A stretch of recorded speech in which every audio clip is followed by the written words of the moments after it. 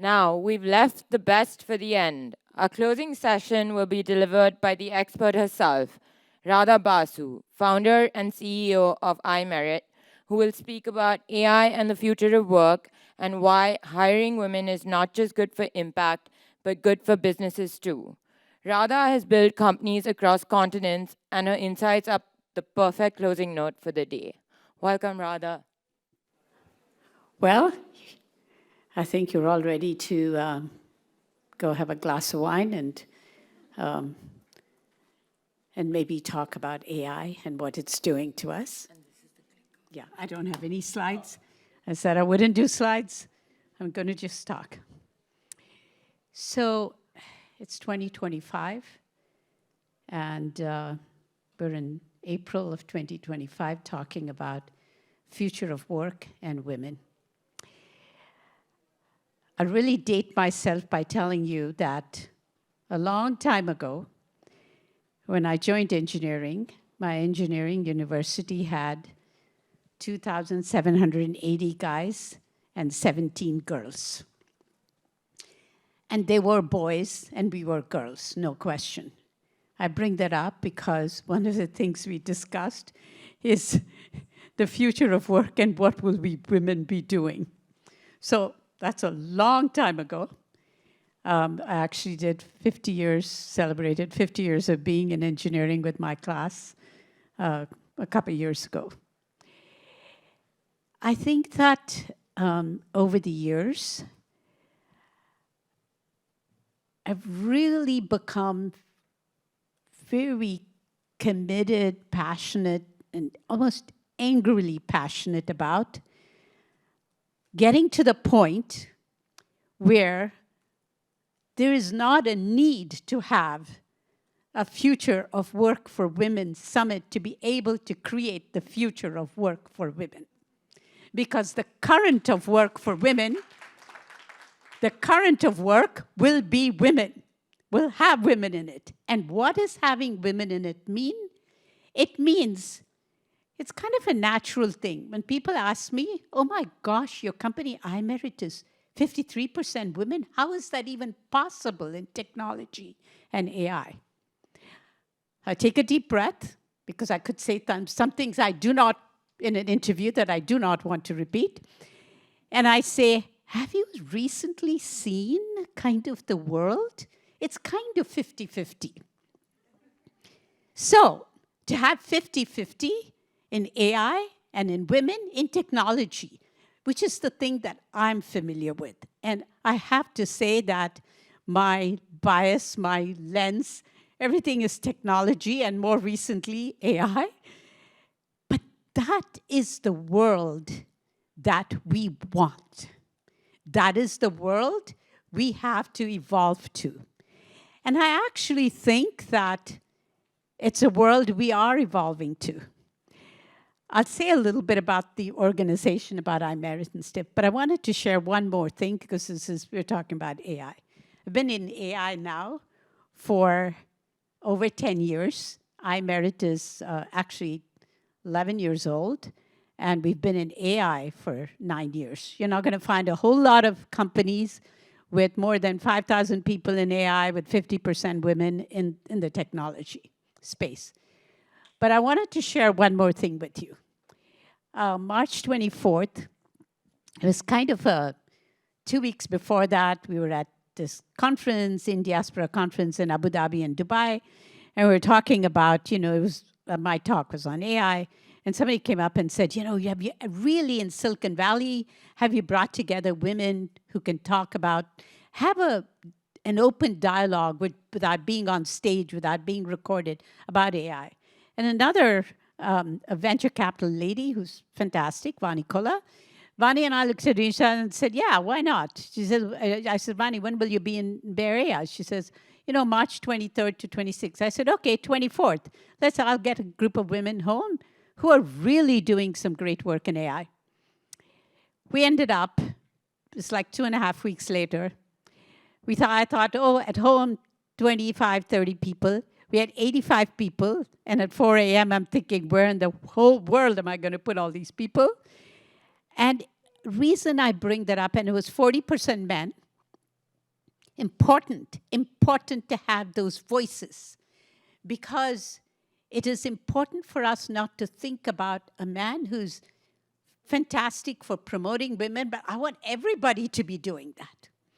So we ended up having, it was a great dialogue because so many of the women were CXOs who had started companies, running companies, in technology, in research. When I say CXOs, I'm just not talking about the corporate chair. I'm also thinking of people in research who are looking at what are the kinds of areas where AI can proliferate, can become important, and we have the guardrails of trust and safety around AI. We had such rich conversations, and I'm sharing that with you because even we were surprised and of all the women who came forward in precision agriculture, medical AI. There were some really good conversations in medical AI. And we had the Googles and the Facebook, Metas and et cetera, a lot of whom are actually Imeric clients. And we had some young people who came in and said, I want to understand what is the future of work for women in AI. Believe it or not, that was actually a conversation topic that evening. So with that, I wanted to say a few things. Future of work. And I'll talk again about the AI side of things because it's proliferation. What made mobile devices so important? And I call them mobile devices and not cell phones because they're like an appendage now. It's because it proliferated a large set of populations. A lot of women today use mobile devices for part of their livelihood, for part of how they exist. If you take India, that is how Aadhaar is done, or that is how payments are done, or that is how somebody knows about, when they plant a crop, etc. So if we want to proliferate AI, we better be inclusive of the whole population, not just men and women in Silicon Valleys and Austins and Bangalores, but men and women across rural areas, across a wide variety of things. Now, what does that mean? When you take AI into precision agriculture, we are an AI technology company. So the applications I'll talk about will go all the way from autonomous vehicles, mobility, which is a big part of the work we do, in-cabin monitoring, or AVs and LiDARs and 3D point clouds. Don't get me talking on this because I could talk for the next 2 hours. To medical AI and the importance of being able to do breast cancer models that are inclusive of women. I mean, you're building the models that could be 5 million women in India, in Africa, in all parts of the world. Because if you build models, you train models for breast cancer detection, cancer cell categorization, a lot of the work that we do, and you do it on a subset of women that are, and this is not even male and female, subset of women that are in a particular geography, let's say in the United States, you have basically not even at 20% of being able to work with those models with the accuracy and the quality you need.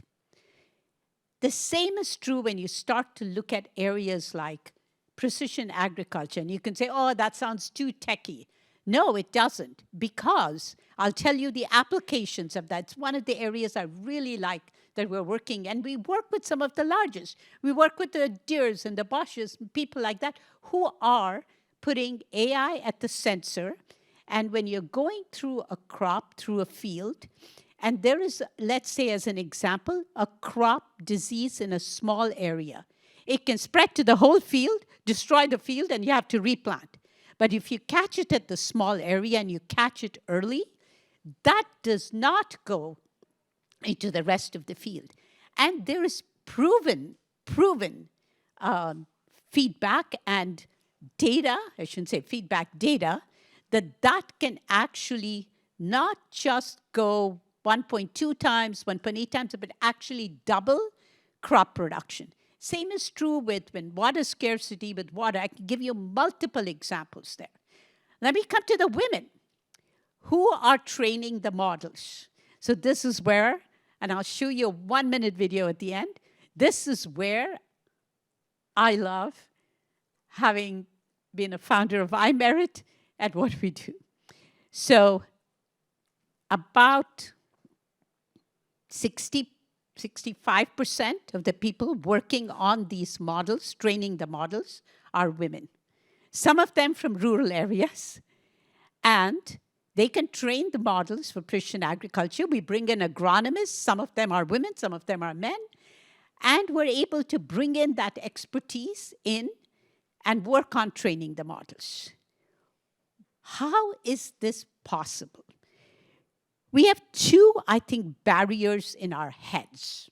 They're not reality. One is you've got it to work in AI, you need pedigree. What is that pedigree? It's a degree. What's the other pedigree? You need to have really been working in technology in the urban centers that have the technology, the large technology organizations.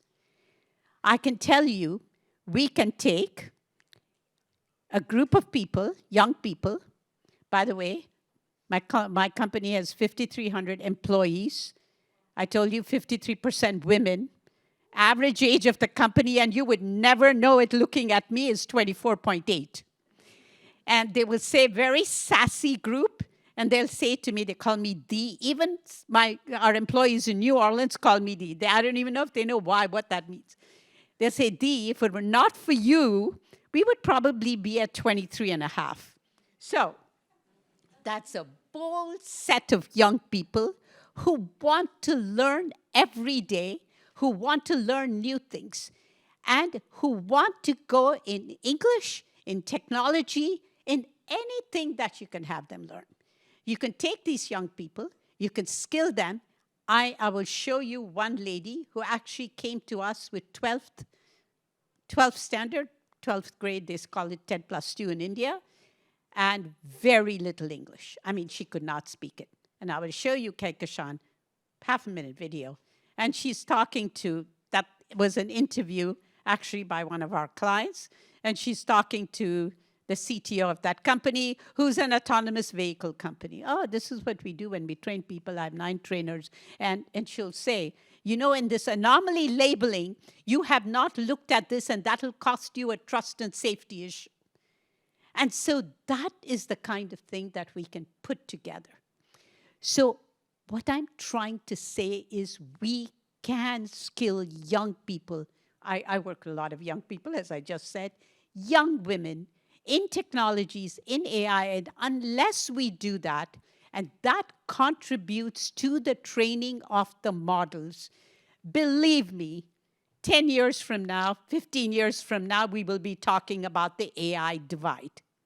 I do not want to talk about AI divide, whether I'm around or not. I want to address the AI divide now so that it doesn't happen.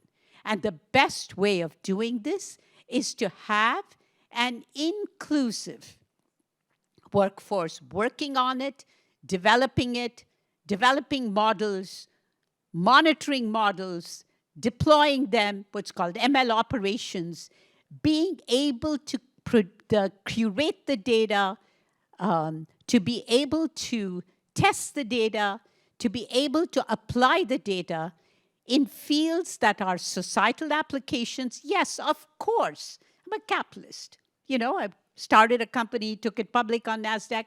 Yes, I want to make iMerit as successful as possible. But when business and success in business drives inclusion, not the other way around. Success in business drives inclusion. Then you are creating jobs in an inclusive way, and you're creating jobs that contribute to a global workforce that has 50% women. And then you really can look at it and say, if you can happen in AI, you know, you can pretty much say it can happen in a very lot of different things. I'll give you one more quick example that not only talks about women in AI, in coming from impoverished backgrounds, etc. By the way, during COVID, 37% of our workforce was the single wage earner for their family, and 62% of our workforce were the primary by far wage earner in their family, because they were part of doing work that had, what work really continued then? Part of doing work in global AI applications, part of a global workforce.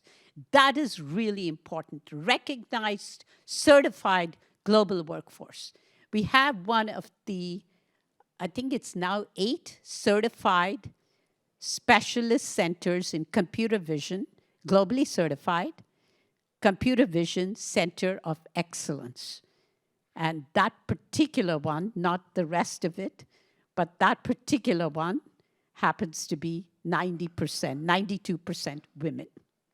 92% women, that particular one. We have lots of centers where it's 50-50. So I know I have to close. More recently, we've been doing a lot of work in what's called corpus creation for large language models. What does that mean? You have the LLMs. Now you have to create the corpus that's focused on mathematics or legal or some of the sciences, etc. It's called corpus creation. For corpus creation, unlike the belief of most people that AI technology will automatically create it, no way, because it's just going to pick up whatever is out there, scrape it from the internet, and it's going to train it to whatever is available out there. We have to create this corpus. So we're working on a large project on this, and one of the requirements, to give you an example, was for PhDs in mathematics, who could also be able to create the corpus and do creative writing and be able to create this corpus. Not creative writing, but writing to create the corpus for the large language models to be trained. So they are providing the intelligence. This is where experts in the loop of AI is so important. They're providing the intelligence. We're like, oh my gosh, we need 200 or 300 PhDs in mathematics, and they have to be in 14 languages. How the heck are we going to find this? And so a couple of very brilliant ladies said, you know, a lot of universities and several people, I'm sure there are a lot of women who have PhDs in mathematics who, for whatever reason, have stepped out of the workforce and not working full-time, etc., who would be glad to do this. And this is a well-paying job. I mean, somebody had talked about some of the future of work being in this kind of thing. So we went out. It wasn't just women. We went to universities. We went to Jesuit universities. We got into Spain and into Italy and different countries. We actually ended up doing it in 18 languages. We're still doing it. It's a huge project, and it's not just math. It's in other areas as well. And what was amazing is these 2 ladies who came up with the idea were right on. About 30% of the people we got were actually women from who were not working full-time or not working at all. And they were PhDs in mathematics, and they were so good that some of them we just hired full-time. So I would stop at this point. There's so much I can share. I'll share a half-minute video right at the end, because you may not believe me that these 3 women you'll see are actually 10th or 12th standard, and they are, you'll see the first one doing what she's doing, but they're working. One is working in autonomous vehicles, one in precision ag, and the third one she'll say herself. Can you please play that? Anudeep is the I'm taking care nonprofit. of many AI projects or computer vision projects. So basically the LiDAR, Gen AI and simulation project.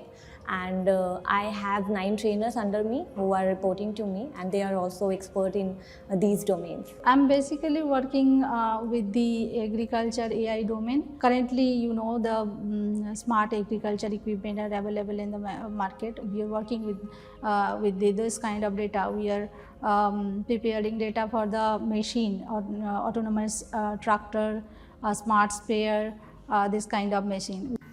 My father was a daily beggar and life for us was very difficult. I had to get married very early like many other girls in this community. Today, I can proudly tell my child that her mother is a software engineer at Bank of America in the morning and a computer coding teacher for the slum kids in the evening.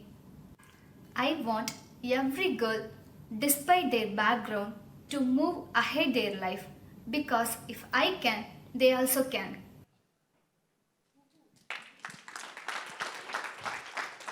I just picked this because this whole thing, my coming here, has happened this afternoon. I just picked this out of a much longer interview that took place. Kaikashan, the first person, Kaikashan and Barnali are employees of iMerit, coming from the Anudeep Foundation. Barnali joined Anudeep Foundation from, she literally came from school from the rural areas of Sundarbans, one of the poorest families that she came from. And Kaikashan was from an all-Muslim girls community and center called Metia Bruce. And you can see Kaikashan is now our lead, project lead actually for autonomous vehicles. Barnali manages 450 people in precision ag, and the other lady you could see is in Bank of America. So it is possible that will be not the future of work, but now very soon we'll be saying that's current work. And I hope that happens quickly. Thank you.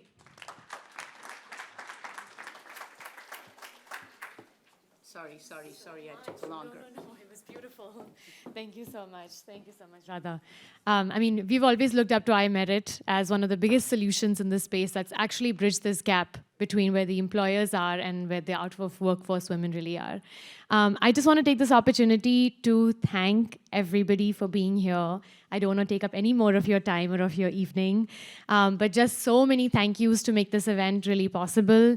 A first really, really big thank you to Sakshi for really leading this overall conference. Thank you so much for making this all really happen and leading our entire team. We have so many Stanford students, undergrads. We have our Myna Mahila team here, Shweta, Tanvi, and Shraddha that's here and was managing VIP speaker management all day.